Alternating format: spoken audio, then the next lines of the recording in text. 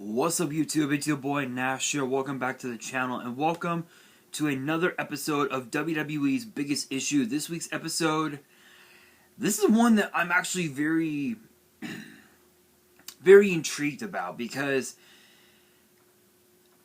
for this episode, it's all about one thing. One thing only. And it's the one thing that all of us, the WWE Universe has talked about for years and years and years. New rosters, same bullshit. Nothing changes. What do I mean by that? Well, if you look at the original rosters before the draft, you had AJ Styles, you had Akira Tozawa, you had Alexa Bliss, you had Sheamus, you had Bobby Lashley, just to name a few. Those who were on Raw, it was the same matches week after week after week after week after week after week. And now the cycle will continue once again. To give you guys the lowdown on the new roster for Monday Night Raw as far as the WWE Superstars go, the active roster, you have AJ Styles, Akira Tozawa, and this is going in alphabetical order, mind you. So we have AJ Styles, Akira Tozawa, Alexa Bliss, Angelo Dawkins, Apollo Crews, Austin Theory, Becky Lynch, Bianca Belair, Big E, Bobby Lashley, Carmella, Cedric Alexander, Chad Gable, Commander Aziz, Damian Priest, Dana Brooke, Dolph Ziggler, Dominic Mysterio, Doudrop, Drake Maverick, Edge, Finn Balor, Jackson Ryker, John Morrison, Karrion Kross, Keith Bearcat Lee, Kevin Owens, Liv Morgan, Mia Yim, Montez Ford, MVP, Nia Jax, Nikki ASH, Omos, Otis, Queen Zelina, R-Truth, Randy Orton, Reggie, Rey Mysterio, Rhea Ripley, Riddle, Robert Roode, Seth Rollins, Shelton Benjamin, T-Bar, Tamina, Tegan Nox, The Miz, and Veer. Yeah, that's the roster. That's the roster. And it's going to be the same bullshit over and over again because here's the thing. Because as of right now, the rivalries that we have right now for Raw, for Monday Night Raw, we have Liv Morgan and Carmella. We got Big E and Seth Rollins. We got Styles and Omos and RK Bro. We've got Bobby Lashley and Big E still going on because apparently Bobby Lashley still wants the WWE title. There are so many rivalries that are still going on Raw that need to be freshened up. What do I mean by that? The answer is simple. Make new rivalries. I mean, think about some of the different rivalries that we could potentially see on Raw. We could see, I'll say, Austin Theory and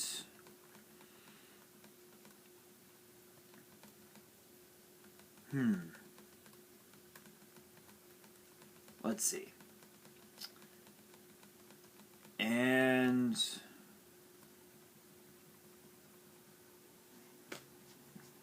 Kevin Owens. Let's just say that. That would be a really good matchup for Austin Theory because of the fact that Austin Theory is young, he's fresh in the main roster, and funny enough, this actually isn't his first main roster call-up. In fact, he was called up to the main roster last year, right during WrestleMania, and he was on Money. He was on the Raw roster for a few months, and then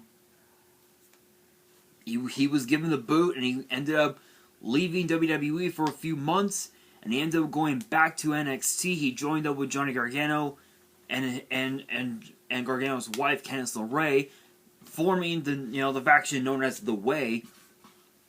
And yeah, that actually went really well for Gargano because he became the only three-time North American champion in history, but of course at the same time, Candice LeRae and Indy Hartwell became the NXT Women's Tag Team Champions as well. So that's actually not too shabby for Austin Theory.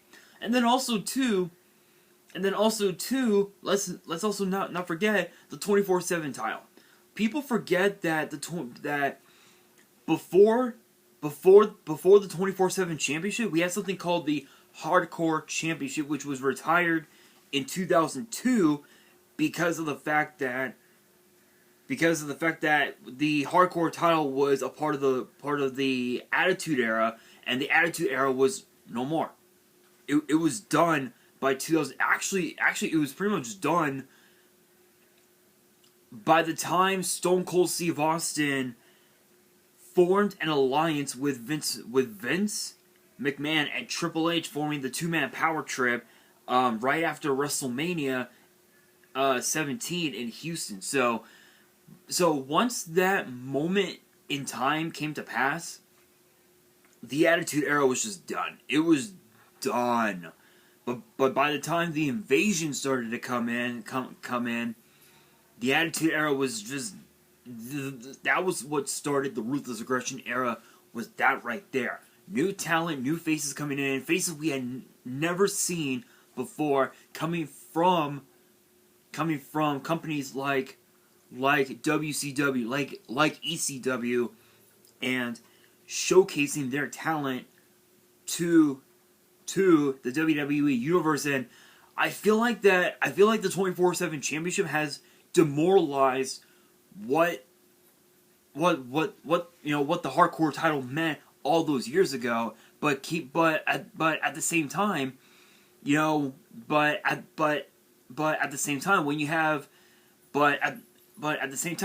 guys like Akira Tozawa, guys like Drake Maverick, guys like Jackson Riker, guys like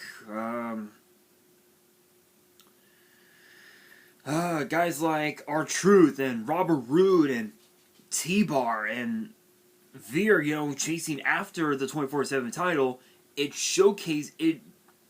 kind of showcases their talent, but at the same time, it's just one dude running away from a bunch of other dudes, basically. It's like, come on, really? So, my personal opinion, I think they need to retire the 24/7 title and bring back the Hardcore title, bring back the Hardcore title, because by bringing back the Hardcore title, we'll be getting a remnant, if you will, of the Attitude Era, just with one championship, which is not too bad of an idea if you think about it. But not only that, when it comes to the tag team division on Raw, you've got Styles and Omos, you got the Street Profits, you got RK Bro, you got the Hurt Business, you got the Alpha Academy, you've got the Mysterios, and that's pretty much it. That's it. No other tag teams. And also Dolph Ziggler and of course Robert Roode as well. So in a way, I guess you could say WWE took my advice, I guess. Because there was an episode of WWE's Biggest Issue that I did a while back, where I said that both Raw and SmackDown need more tag teams on their rosters. If you guys have not checked out that video, I highly recommend checking it out. But I guess they took my advice? I don't know. It's kind of hard to say. But the roster for Monday Night Raw, it don't get me wrong, it looks promising. I mean, with guys like Apollo Crews and Austin Theory coming over to SmackDown, coming over to Raw from SmackDown and from NXT, you have to wonder if they'll make an impact as they did when they were on their original brand. So when you think about Austin Theory, you have to wonder, is he making an impact as he did when he was in NXT? And yeah, he's made quite the impact. In fact, if I remember correctly, there was an Evolve 10th anniversary show that WWE had aired on the WWE Network, not on Peacock, but on the WWE Network, and it took place in the same city that Extreme Rules was taking place in, known as Philadelphia. And I remember the main event being, if I remember correctly, let me see where it's at. It's in one of my books here. Let me see. Because I know that I have that card somewhere. Here it is. Here it is. So one of the main events, so it was basically the co-main event. If you guys did not watch that show, I'll remind you guys of exactly what happened. So we had Josh Briggs versus Anthony Green, or I guess August Gray when he was in WWE. Josh Briggs actually defeated Anthony Green by pinfall using a chokeslam turned powerbomb, so to speak. Then we had Sean Maluta against Kurt Stallion. We actually had a fatal four-way. It was Sean Maluta, Kurt Stallion, Stephen Wolf, and Harlem Bravado. And Stephen Wolf actually pinned Harlem Bravado with a shooting star press, which is pretty cool. Then we had Arturo Ruiz against Anthony Henry, and Ruiz actually pinned Henry with a spin kick, which is crazy. Then, of course, we had Brandy Lauren versus Shotzi Blackheart, where Brandy Lauren actually picked up the victory with the help of Anthony Green, and it was no disqualification, so it did not surprise me at all. Then of course we had Colby Garino versus Baba Tunde, and you're probably wondering, who is Baba Tunde? Look at Commander Aziz. Yeah. Yeah, look at Commander Aziz. Baba Tunde, or Commander Aziz, actually defeated Colby Garino with a splash from the top rope, which was nuts. Then we have Fox and Ruff, Leon Ruff. Now he's doing his own thing elsewhere, versus the Unwanted Sons for the Evolve Tag Team titles. And Fox and Ruff ended up defeating the Sons with a pinfall to become new champions. Then we had Matt Riddle, one half of the current Raw Tag Team Champions, versus Drew Gulak, and this was a match based on respect. And Riddle actually pinned Drew Gulak with the Bro Derek, which, after the match, respect. Then we move on to Austin Theory's match, where it was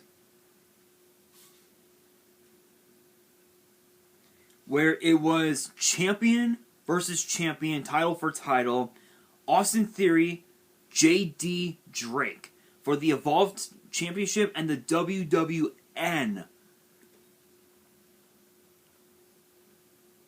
Championship. And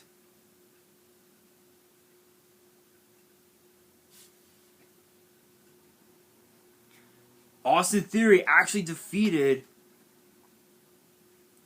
J.D. Drake. I think he hit it with the ATL, as he calls it, the Austin Theory launch.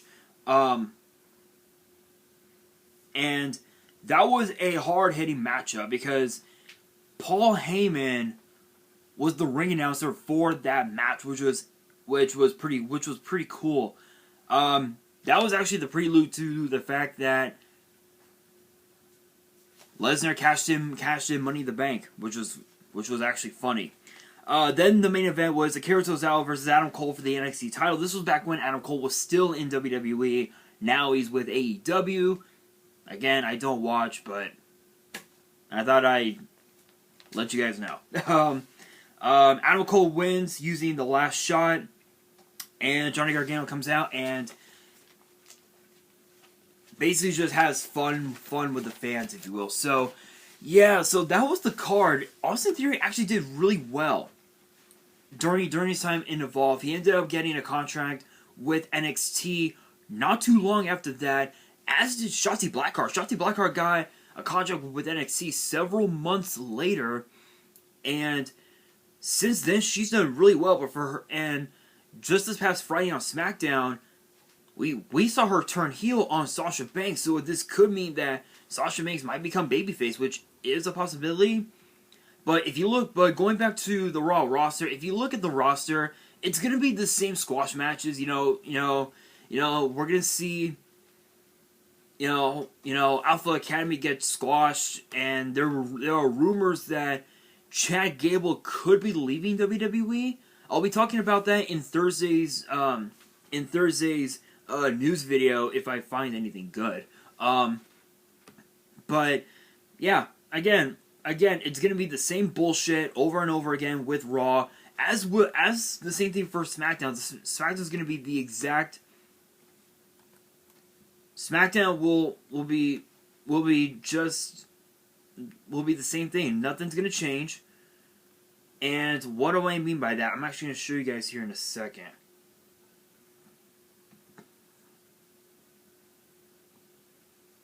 So if you look at the roster for SmackDown, going in alphabetical order, you have Aaliyah from NXT, Angel Garza, Ashanti the Adonis from NXT, B-Fab from NXT, Cesaro, Charlotte Flair, Drew Gulak, Drew McIntyre, Eric, Happy Corbin, Humberto Carrillo, Isaiah Swerve Scott, also from NXT, part of Hit Row, Ivar, Jeff Hardy, the Usos, Jinder Mahal, King Woods, Kofi Kingston, The New Day, Mace, Madcap Moss, Mansoor, Mustafa Ali, Naomi, Natalia, Rick Boogs, Ricochet, Rich Holland from NXT, Roman Reigns, Sami Zayn, Sasha Banks, Shanky, Shayna Baszler, Sheamus, Shinsuke Nakamura, Shotzi, Toni Storm, Top Dollar from NXT, and Xia Li from NXT. Don't get me wrong, this is a stacked roster. I mean, think about it. You have, let's see, 1, 2, 3, 4, 5, 6. You have literally 6 current and former world champions. You've got 1, 2, 3, 4.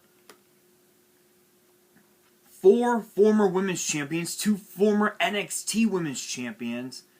You have former Intercontinental champions. SmackDown is mostly with SmackDown. They're moving more so towards the heavy hitters, if you will. That was what they were aiming for with this draft that we had just a few weeks ago. And then for Raw, it was mostly about the future. So it kind of made sense, but it's going to be the same thing over and over again. We're going to end up seeing, Happy Corbin and Shinsuke Nakamura week after week after week after week after week. Charlotte Flair versus Sasha Banks. Although I wouldn't mind that. That I wouldn't mind, because when it comes to Charlotte Flair and Sasha Banks, they always make history. So I wouldn't mind that at all. I would not mind that at all, honestly. But not only that, but think of the free agents that we have currently now. We have Brock Lesnar, who's a free agent. We've got Bayley, who's a free agent. Asuka is a free agent. Those 3 in general can go to either Raw or SmackDown if they so choose. Which means for Brock Lesnar, once his suspension becomes lifted, if he wants to, he can go to Raw and fight Big E for the WWE title, or he can come back to SmackDown. And hang on, guys, my Fire Stick literally just went to sleep. There we go.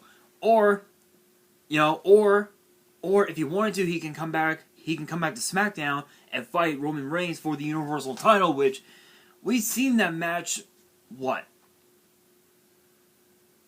7 times, 8 times already? I don't know how, I've lost count. So, it's like I said, it's going to be the same bullshit over and over again. Although, the Usos and New Day, I would not mind seeing that at all. Why? It's the Usos, it's the New Day. They've done battle more times than I care to count. In fact, the Usos and the New Day were the first two tag teams in WWE today to have been locked inside Hell in a Cell. So that matchup, I wouldn't mind at all. I mean, come on, it's New Day and Usos. I mean, come on, seriously. But yeah, I mean, other than that, it's gonna be the same BS. It's gonna be the same squash matches, especially for guys like Ridge Holland. Ridge Holland, I mean, don't get me wrong, Ridge is good, but he's just gonna get caught in the shuffle. Aaliyah's gonna get caught in the shuffle. Gulag will definitely get caught in the shuffle, especially with the 24/7 title. Jeff Hardy will probably be put inside, in that picture as well. It's gonna be the same BS. I can't say I'm surprised. To be honest, I can't say I'm surprised. But if there was one thing that they could do, like especially when it comes to big time money dream matches, Ridge Holland, Roman Reigns, that would be a hell of a match because with Roman's, with Roman's Samoan background and how much he values his Samoan background, and with how much power Ridge Holland has, that could be an incredible match for Roman Reigns if the Usos do not get involved, which we all know it's going to happen. Now, Shayna Baszler and Charlotte Flair, that match, I wouldn't mind seeing that. I wouldn't mind seeing that, those type of matches, but again, it's gonna be the same thing over and over again. I'm not surprised on that. Honestly, I'm really not. I honestly cannot say that I am surprised. But at the same time, it's like, really? Like, what the hell? It's like seriously, what the hell? So, honestly, again, I really cannot say I'm surprised, but we will see what happens. I know that in the last couple weeks we have seen some fresh matches. Like, I know we've seen Shotzi and Charlotte Flair, whatnot, but let's be perfectly honest, and I think we can all agree when I say that if WWE does not put on fresh matches, hands down, the ratings are going to be at an all-time, are going to go so low, they won't be able to escape out of it. So that's the one thing. That's literally that's the one thing that I know is going to happen, and it's been happening for the last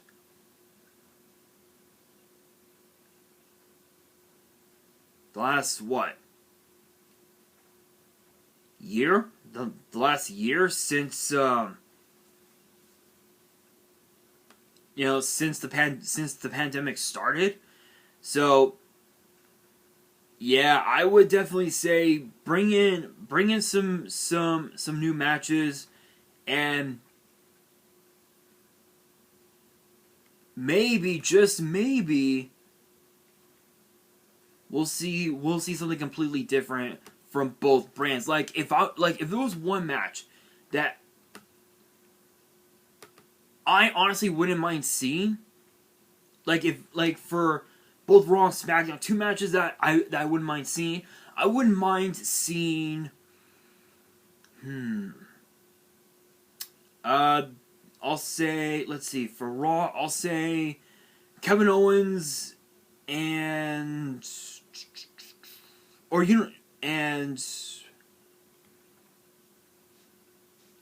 Austin Theory. That a match like that, I wouldn't mind seeing. Finn Balor and Karrion Kross. We may have seen that in NXT, but never on the main roster, so we could see something like that as well. Mia Yim and Becky Lynch. That would be an incredible match for Mia Yim, and we haven't seen Mia in like a minute, so who knows? Who knows? But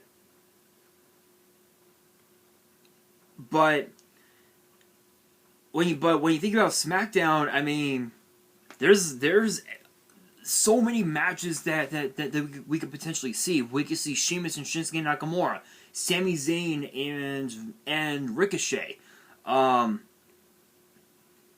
We could see Mace and Jinder